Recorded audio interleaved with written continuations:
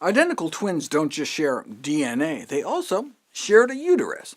Might that also help account for some of their metabolic similarities? Fetal overnutrition, evidenced by an abnormally large birth weight, seems to be a strong predictor of obesity in childhood and later in life.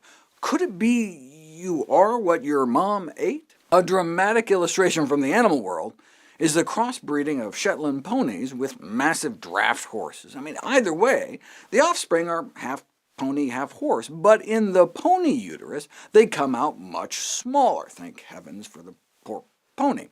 This is presumably the same reason why the mule, donkey dad and mare, is larger than the hinny, stallion and donkey mom.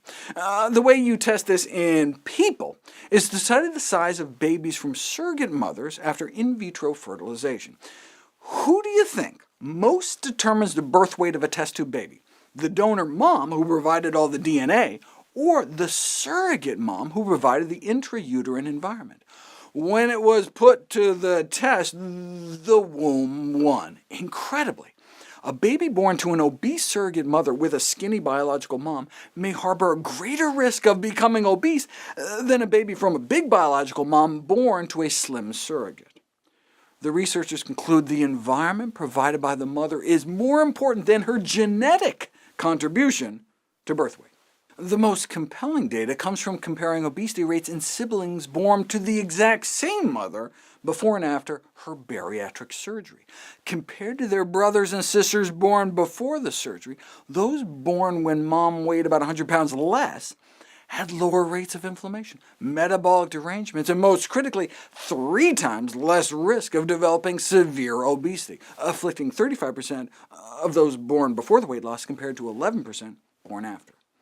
The researchers conclude these data emphasize how critical it is to prevent obesity and treat it effectively to prevent further transmission to future generations. But wait.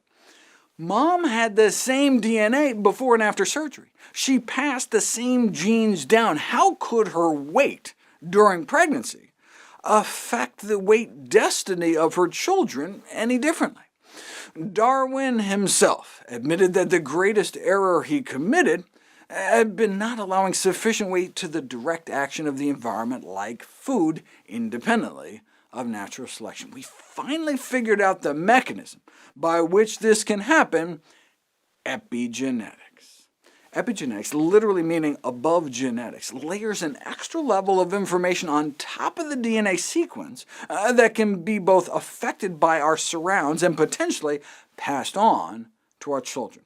This is thought to explain the developmental programming that can occur in the womb depending on the weight of the mother, or even your grandmother, since all the eggs in your infant daughter's ovaries are already pre-formed before birth. A mother's weight status during pregnancy could potentially affect the obesity risk of her grandchildren too.